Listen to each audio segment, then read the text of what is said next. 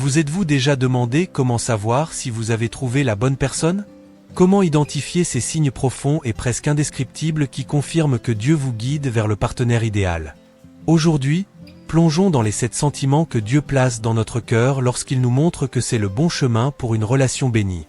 Restez avec moi jusqu'à la fin, car le dernier sentiment pourrait être le plus surprenant, et peut-être, celui que vous avez le plus besoin d'entendre. Pour ceux qui mènent une vie guidée par la foi, le mariage dépasse de loin un simple engagement entre 2 personnes. C'est un voyage sacré qui reflète l'amour et les desseins divins. Lorsque Dieu met quelqu'un sur notre chemin, il ne nous laisse pas sans signe, sans cette direction spirituelle dont nous avons besoin. Et ces signes ne sont pas superficiels. Ce sont des sentiments profonds, des émotions qui apportent paix, clarté et un sens de but, qui nous font comprendre que nous sommes sur le chemin que Dieu a prévu. Dans la vidéo d'aujourd'hui, nous allons explorer ces sentiments que Dieu envoie à votre cœur lorsque vous rencontrez la personne qu'il a choisie pour partager votre vie. Chaque sentiment porte un message, et chacun d'eux peut vous aider à discerner si vous êtes dans une relation qui honore Dieu et vous conduit vers une union pleine et heureuse.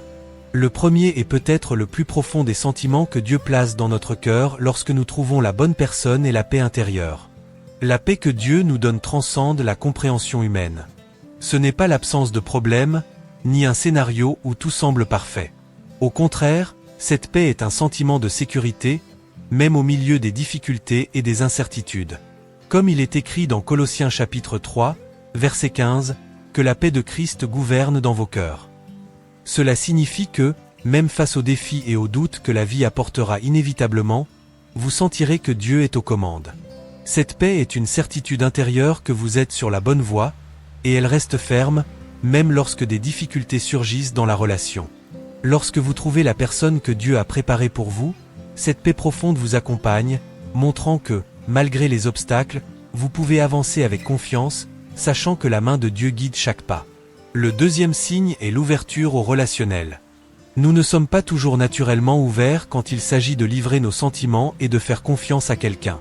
Beaucoup d'entre nous sont plus réservés, peut-être à cause de traumatismes ou d'expériences passées qui nous ont fait ériger des barrières. Mais lorsque Dieu place la bonne personne dans votre vie, il travaille aussi dans votre cœur, l'ouvrant lentement, de manière sécurisée, pour que vous puissiez explorer cette nouvelle connexion. Cette ouverture ne signifie pas se lancer tête baissée dans quelque chose sans réfléchir. Comme le dit Proverbe chapitre 4, verset 23, nous devons garder notre cœur, car de lui viennent les sources de la vie. Cela signifie que la prudence est importante. Mais Dieu crée un équilibre entre cette prudence et la disposition de s'ouvrir. Si votre cœur reste complètement fermé, incapable de faire confiance ou de se permettre de connaître l'autre personne, cela peut être un signe que ce n'est pas le bon chemin.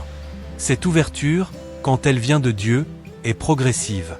C'est comme ce qui est arrivé à Rebecca, en Genèse chapitre 24, lorsqu'elle a été appelée à suivre Isaac, même sans connaître tous les détails de ce qui l'attendait. Dieu apporte ce même sentiment de disposition en nous, de sorte qu'avec le temps, nous nous sentons suffisamment en sécurité pour donner une chance à la relation, toujours avec le discernement qu'il nous accorde. Le troisième sentiment que Dieu place dans nos cœurs lorsque nous rencontrons la bonne personne est le plaisir authentique d'être avec cette personne. Il y a souvent une peur que Dieu nous guide vers une relation qui ne nous apporte pas de joie, ou qui soit basée uniquement sur l'obligation et le devoir. Mais ce n'est pas vrai. Dieu désire que le mariage soit une source de joie, de contentement, et même de plaisir véritable dans la compagnie de l'autre.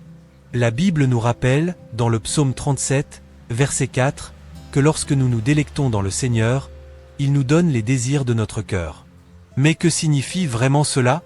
Ce n'est pas que Dieu nous donne simplement tout ce que nous désirons superficiellement, mais qu'il aligne nos désirs avec sa volonté. Et, lorsque nous rencontrons la bonne personne, le plaisir d'être avec elle est une extension de cette harmonie. Ce plaisir peut se manifester de diverses manières, depuis la joie de discuter pendant des heures, jusqu'au confort de partager des silences, en passant par l'admiration mutuelle qui va bien au-delà de l'attraction physique. Dieu ne veut pas que ses enfants soient dans des relations qui soient des fardeaux. Il veut que le mariage soit une source de plaisir et de satisfaction authentique, où 2 personnes se complètent et se réjouissent de la compagnie de l'autre. Le quatrième sentiment est l'attraction physique. Bien que cela puisse sembler un thème délicat dans les milieux chrétiens, il est important de comprendre que Dieu a créé le mariage comme une union complète, spirituelle, émotionnelle et aussi physique. Et l'attraction physique fait partie de ce plan divin. Le livre des Cantiques de Salomon célèbre cette attraction entre mari et femme, montrant que l'amour physique est également une partie de la création divine pour le mariage. Cependant, cette attraction ne se manifeste pas toujours de manière écrasante au début. Souvent, elle grandit à mesure que la relation émotionnelle et spirituelle s'approfondit. Dieu nous enseigne à valoriser non seulement la beauté extérieure, mais la connexion plus profonde qui se construit au fil du temps. Et, à mesure que la relation se développe, l'attraction physique tend également à augmenter, devenant une partie du lien qui unit le couple.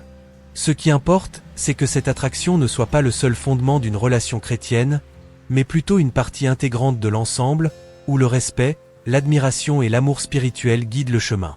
Le cinquième sentiment que Dieu place dans votre cœur lorsque vous rencontrez la bonne personne est l'acceptation des incertitudes. Et, convenons-en, accepter l'inconnu n'est facile pour personne. L'être humain a une tendance naturelle à vouloir contrôler l'avenir, à avoir toutes les réponses avant de faire les prochains pas. Cependant, la vie, surtout en ce qui concerne les relations, est pleine d'incertitudes. Ce que Dieu nous enseigne, c'est que lorsque nous sommes sur le bon chemin, il nous donne la capacité de gérer ces incertitudes avec paix, sans la peur paralysante qui peut nous empêcher d'avancer. Aucune relation, aussi prometteuse soit-elle, n'est à l'abri des doutes.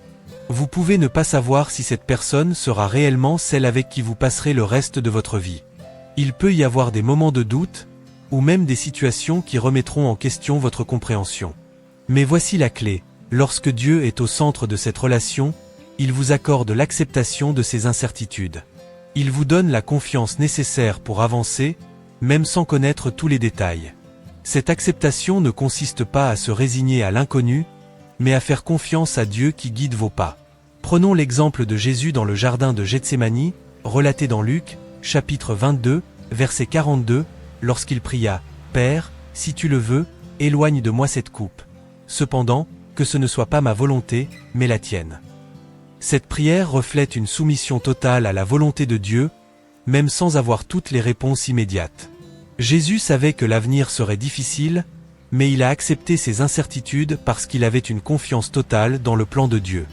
De même, dans une relation guidée par Dieu, vous n'avez peut-être pas toutes les réponses dès le départ.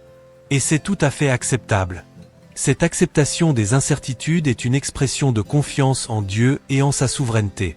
Dans Proverbes, chapitre 3, versets 5 et 6, il est écrit « Fais confiance au Seigneur de tout ton cœur et ne t'appuie pas sur ta propre intelligence. Reconnais-le dans toutes tes voies et il rendra tes sentiers droits. » Ce passage nous rappelle que, même lorsque nous n'avons pas une clarté totale, l'important est de faire confiance à Dieu, car il sait ce qui est le mieux pour nous. Cela nous permet d'avancer sans être consumés par l'anxiété. Accepter les incertitudes nous aide également à voir la relation comme un processus de croissance, où les deux partenaires, sous la direction de Dieu, se développent vers un objectif divin. Il est important de souligner que l'acceptation des incertitudes ne signifie pas ignorer les signes ou les drapeaux rouges qui peuvent apparaître. Si des problèmes évidents ou des signaux d'alerte se présentent, vous ne devez pas fermer les yeux sur cela. Dieu nous appelle à exercer notre discernement dans toutes choses, et les difficultés qui surgissent dans la relation peuvent, en effet, être des instruments de Dieu pour nous montrer que quelque chose doit être ajusté ou réévalué. Accepter les incertitudes n'est pas une licence pour être passif. C'est, en réalité, une opportunité de chercher la sagesse en Dieu, comprenant que, pas à pas, il révélera ce qui doit être révélé. Cette acceptation exige également une dose de patience. Souvent, nous voulons sauter des étapes et voir la fin du parcours avant même de le vivre. Mais Dieu nous appelle souvent à vivre chaque chapitre, en faisant confiance au fait qu'il écrit une histoire bonne et parfaite pour nos vies. Accepter les incertitudes est un acte de foi, et une relation qui se développe avec cette confiance a une base solide pour l'avenir, car les deux partenaires comprennent qu'indépendamment des doutes, Dieu est au contrôle. Maintenant, le sixième sentiment que Dieu place dans votre cœur lorsque vous trouvez la bonne personne est l'alignement spirituel et des valeurs. Ce point est absolument crucial pour une relation chrétienne, car un mariage sain et durable ne repose pas seulement sur le romantisme, la compatibilité émotionnelle ou l'attraction physique. Au cœur d'une relation bénie par Dieu se trouve l'engagement spirituel et l'alignement des objectifs. La Bible nous avertit clairement dans 2 Corinthiens, chapitre 6, verset 14, sur le risque d'être dans un joug inégal. Ne vous mettez pas sous un joug inégal avec des infidèles. Cela signifie que, si votre partenaire ne partage pas la même foi et les mêmes valeurs spirituelles, vous pourriez finir par emprunter des chemins opposés, générant conflits et désharmonie. Lorsque deux personnes ne sont pas spirituellement alignées, la relation, aussi prometteuse qu'elle puisse paraître au départ, peut souffrir de malentendus profonds, surtout lorsque surgissent des questions de foi, de valeurs et d'objectifs de vie. Alors, que signifie réellement être spirituellement aligné ?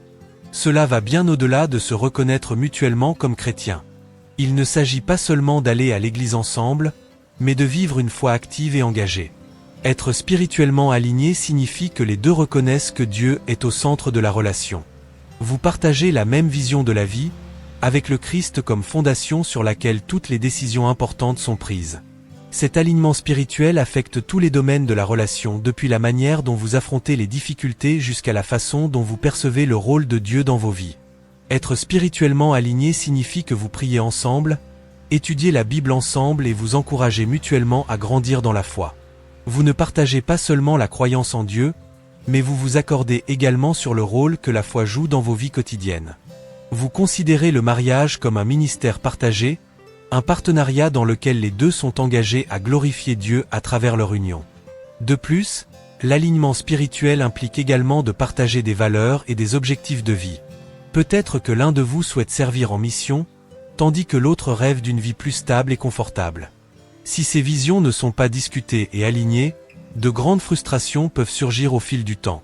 Le plan de Dieu pour le mariage est qu'il soit une union de but, où les deux partenaires travaillent ensemble pour accomplir la volonté de Dieu dans leur vie. Cela inclut des questions pratiques, comme l'éducation des enfants et l'engagement dans l'Église, jusqu'à des décisions plus importantes, comme où vivre ou comment utiliser vos ressources financières.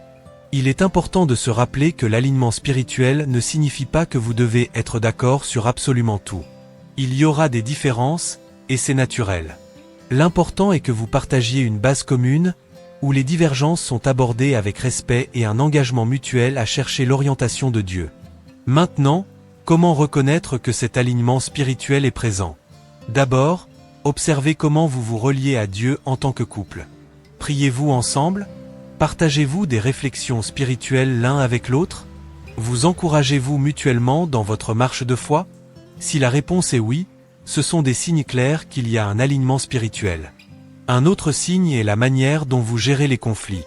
Si vous recherchez tous les deux des solutions basées sur des principes bibliques et le désir de plaire à Dieu, cela indique une compatibilité spirituelle profonde.